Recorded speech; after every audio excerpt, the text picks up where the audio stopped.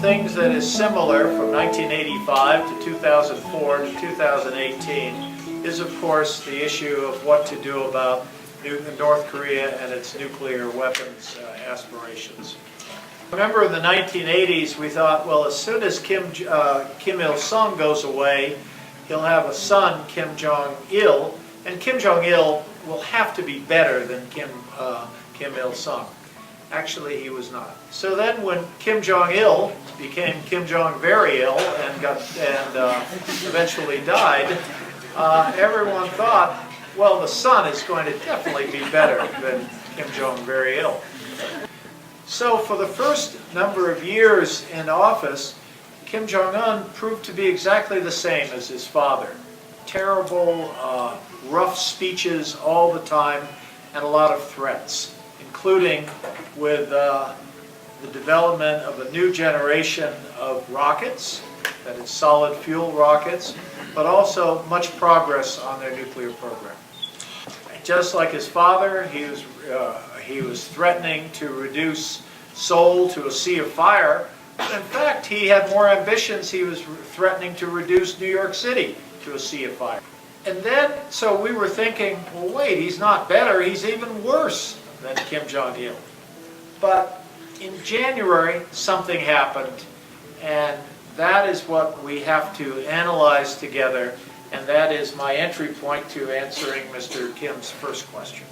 Kim Jong-un, at this New Year's speech, indicated he was interested in a better relationship not only with the ROK, but also indicated a better relationship globally, including with the U.S. The ROK leadership, President Moon Jae-in, wanted to test that possibility, and he sent a team up to meet with Kim Jong-un. And indeed, Kim Jong-un suggested he wanted to meet with President Trump. So, with the divided Korean peninsula for over 70 years, one of the world's great tragedies, people were thinking, could there be a change? So understandably, people's expectations became raised. And so our President Trump, agreed to meet with Kim Jong-un, and they had this famous meeting in Singapore, which I don't think anyone in Singapore will ever forget. And they began to talk about the idea that somehow the U.S. and North Korea could normalize relations. But as we looked at the piece of paper that they agreed on, we saw that there was not a lot on that piece of paper. It was basically one page, not a lot of writing, and very unclear what the North Koreans were prepared to do. And with the U.S. insisting that there would be no sanctions relief until North Korea gives up their nuclear weapons, in fact, we have not seen North Korea give up any nuclear weapons, nor have they said they will give them up in any kind of time frame that you and I, or even our young cadets from the Air Force Academy, can really plan on. Indeed, we don't see any sign that this is going to happen anytime soon. We will talk about the alliance, but I think the alliance is absolutely key in discussing this issue. It's very important in discussing this issue. So, for now, I have to describe my own views as skeptical as to whether North Korea is prepared to fulfill the heightened expectations that the world has of North Korea. I'm very skeptical. And at the same time, I don't believe the U.S. is going to insist on anything less. That is, I don't think the U.S. is going to accept a North Korea with nuclear weapons. So I think we have a bit of an impasse right now. So our president has again agreed to meet with Kim Jong-un. And my hope is that this second summit, when it happens, will be better prepared, with more specifics, with a better understanding of what each side is going to do. I think the issue posed by North Korean nuclear weapons, the issue posed by the North Korean threat, is bigger than just the issue of North Korea. I think it goes to the whole question of what will be the U.S. role in Northeast Asia.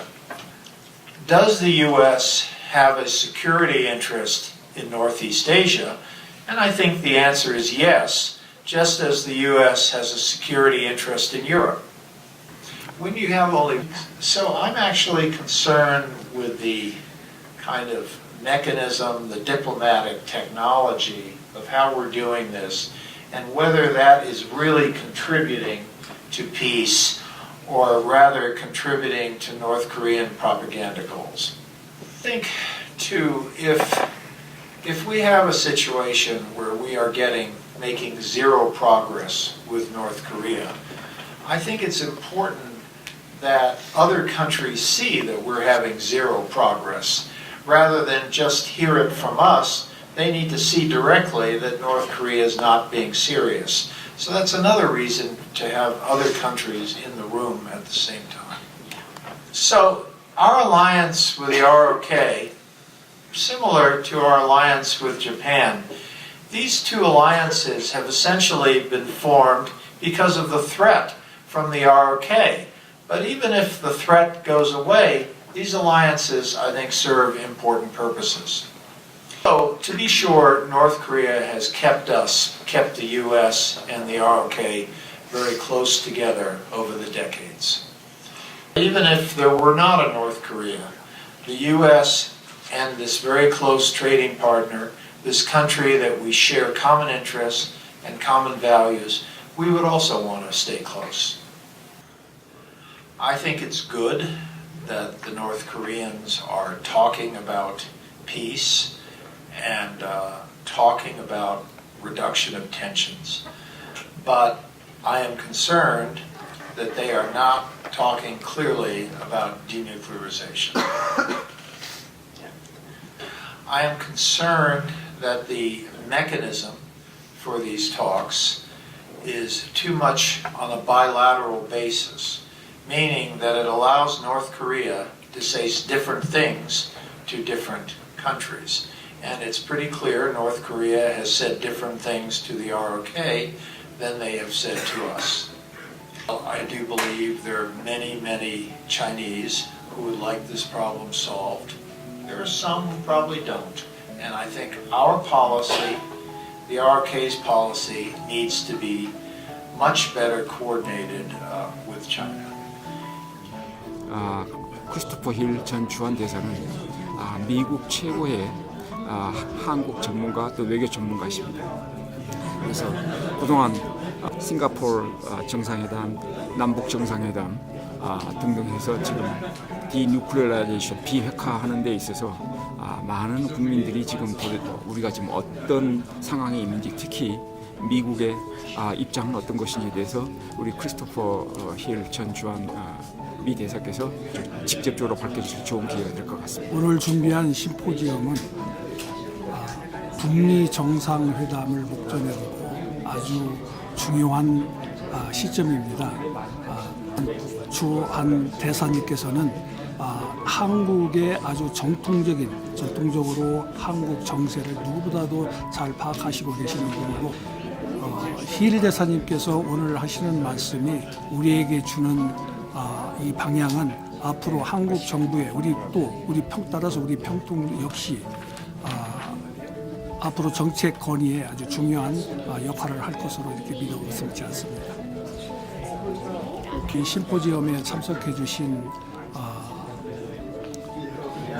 콜로라도 덴버 지역 한인 또 외국인 여러분들 그리고 특히 오늘 그 공군사관학교 생도들이 약 한 60명 정도가 참석했습니다. 아무래도 대단히 뜻깊게 생각되는데요. 이 행사를 위해서 수고하신 우리 자문위원님들 또 한인회 코랄스프링스 한인회 임원 여러분들 이 자리를 위해서 감사 말씀을 드리겠습니다. 우리 지금 남북한 문제에 있어서 지금 심포지엄을 하는데 우리 한국 분들이 많이 참여를 해주셨으면 좀 감사하겠다는 생각이 들고요. 마음과 마음이 다 움직여서 지켜봐 주십시오. 저희가 자주 만나서 계속 대화를 해가고 있는 와중이니까 조금만 기다리시면 좋은 결과가 나가겠습니다. 감사합니다.